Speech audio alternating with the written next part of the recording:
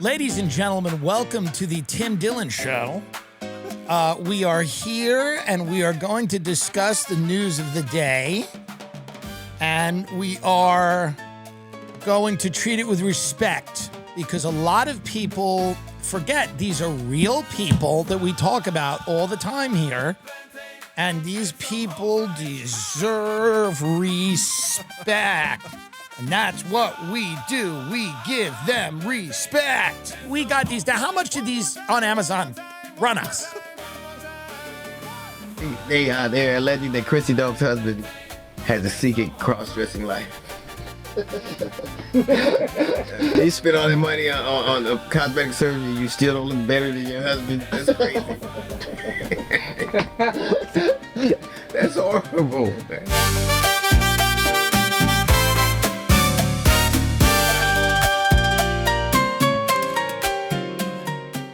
The Byron Noem scandal is one of those stories that almost sounds made up, which is probably why comedians immediately jumped on it. Over the past week or so, two very different comedians, Tim Dillon and Hughley, both talked about it on their podcasts.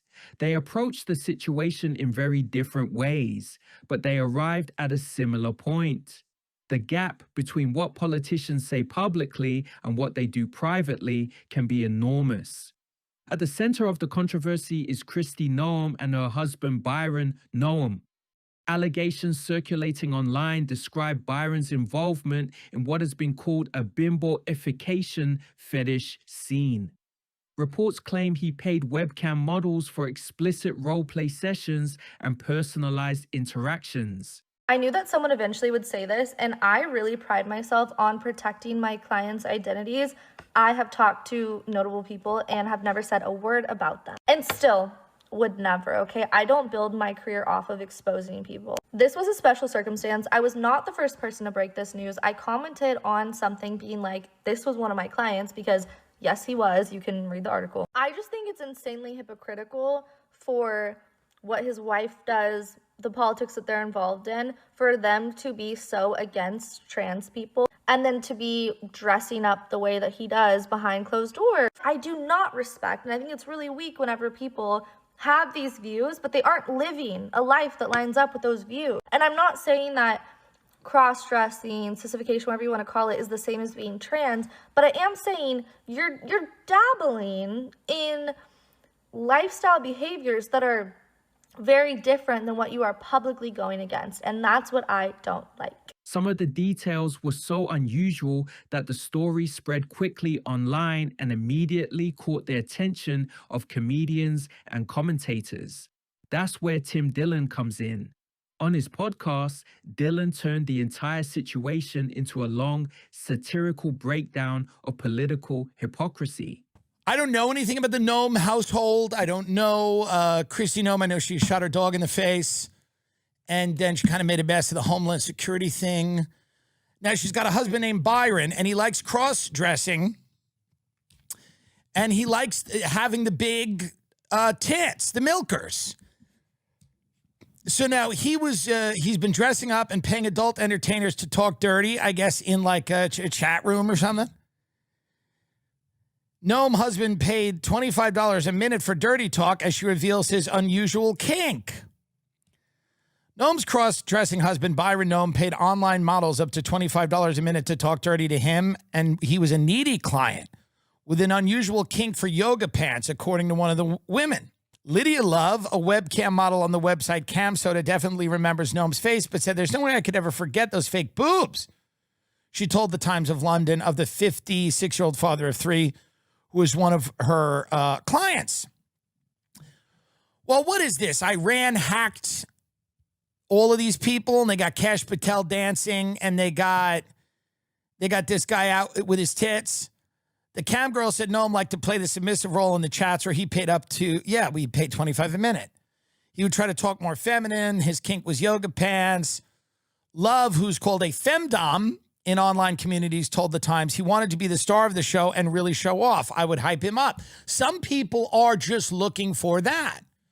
He wants a little attention. His wife is running Homeland Security poorly, but she's running it, And to get attention, he's got to strap on a pair of fake tits and go into a chat room and be the star of the show. And he's got to pay $25 a minute for someone to hype him up. That should be the wife's job. I'm just imagining being in a suburban home and then strapping these on. I'm imagining this. My wife is at Homeland Security, and she's on the news all day, right? So that's annoying. The bitch is out of the house, and then you turn on the TV, and there she is again in some weird, ice glam outfit, throwing, people in a truck. And then I'm like sitting in my suburban house, and I'm like, and the kids are out doing whatever they're doing. And I'm like, let me strap on these big, H cups? Yeah. Let me strap on these big H cups and then log on and then get dommed by Lydia Love. But I don't even know how to do it because I'm telling Lydia Love what to tell me to do. He spent a lot of time talking about the reports surrounding Byron Noem's alleged activity with webcam models. According to the claims Dillon discussed, Byron was sending regular PayPal payments, sometimes hundreds or even thousands of dollars, to models for extended sessions. Dillon leaned heavily into the bizarre details, mocking the requests, the payments, and the strange nature of the fetish scene itself. For Dillon, the humor comes from the contrast between those allegations and the political image the Noem family has built. Conservative politicians often present themselves as defenders of traditional morality and family values. Dillon kept returning to the idea that the private life described in these reports sounds completely different from the image presented to voters. And what did Kristi Noem have to say about this? Because I'm wondering if she knew this. Maybe she didn't. I imagine it's hard to hide these tits, right? What do? Put them in a box under all the Christmas decorations? What do you do with a pair of H tits? You got to put them somewhere. Kristi Noem weighs in on report husband lives cross-dressing double life. The family was blindsided by this. Miss Noem is devastated. The family was blindsided by this, and they asked for privacy and prayers at this time. What am I supposed to pray? I'm supposed to pray for this guy and his tits? So wait a minute. All the horror that's happening in the world, people are literally being vaporized by machines of death, flying, in the air. We're bombing schoolgirls while they sit in class, and I'm supposed to pray for Kristi Noem's husband and his H-cup tits? That's where the direction my prayers are supposed to go in? When the people in Gaza are wandering around trying to find grain so they can bake a loaf of bread, I'm supposed to pray for Kristi Noem's husband and his big tits? Well, no, I will not pray for your husband and his big tits. How about that? You can pray for his big tits. Do you think she threw the tits out? Was she like, give me those tits? Give me those tits. You don't want to f me anymore? You just want to talk to women online with your tits on. I'm out here causing havoc in the streets. And I come home and you got big tit. You know she knew about this and you knew they fought about it. Byron, I found your tits. I found your big fat tits. You want me to have big tits like that? Well, I don't have those big tits. Dillon also mentioned another rumor circulating around the situation. Allegations that Kristi Noem had been involved in an affair with political operative Corey Lewandowski. Dillon used that rumor to add another layer to the story, joking that the whole thing sounded like a modern political marriage where both partners live separate lives while presenting a unified public image. So she's cheating on her husband and he's got these big tits on. I don't know what to tell you. This is our country. And you should be proud of it. You have to be proud of your country no matter what state or condition it's in. Do you understand that? You have to be proud of your country no matter what it looks like, no matter if your Homeland Security director is cheating on her husband And in response to that, he's on bimbo fetish websites with a massive pair of tits on, just trying to get dommed out.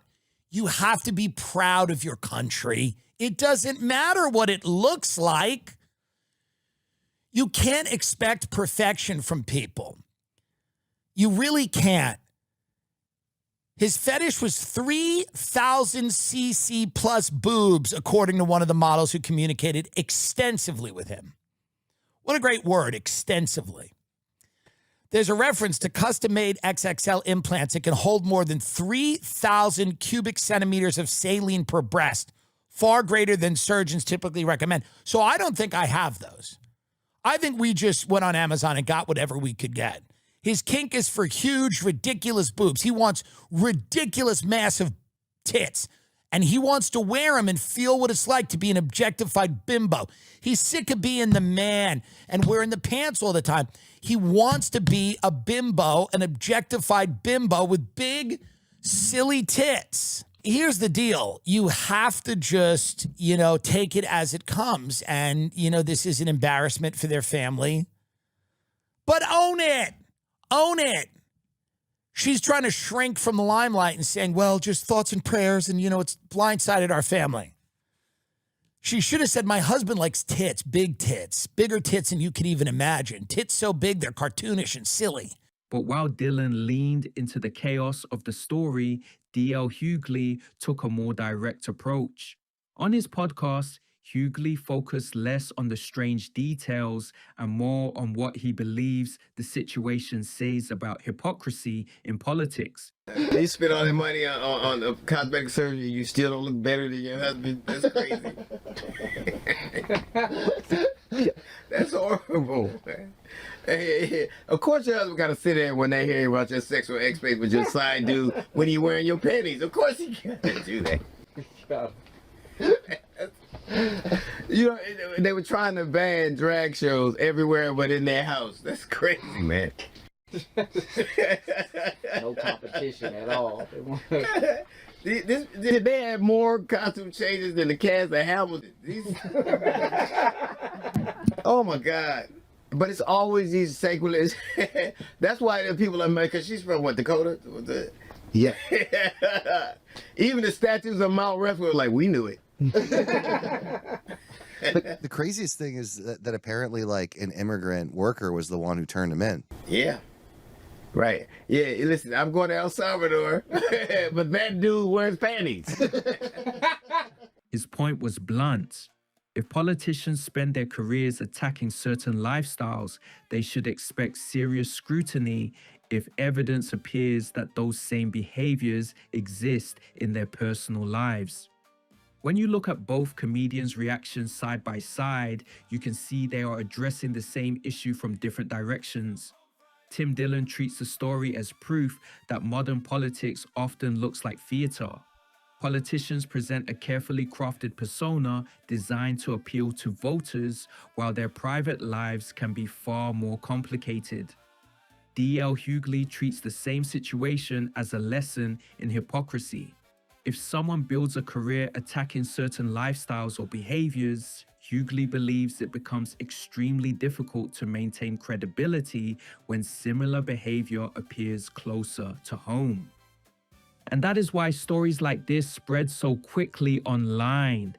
People are not only reacting to the strange details of the scandal, they are reacting to the contrast between the clean political image and the messy reality that sometimes sits behind it. Whether every rumor surrounding the Noem family proves true or not, the reason comedians are having so much fun with this story is simple. The situation fits a pattern audiences recognize immediately: public virtue, private contradictions, and in comedy, that gap is where the jokes usually start.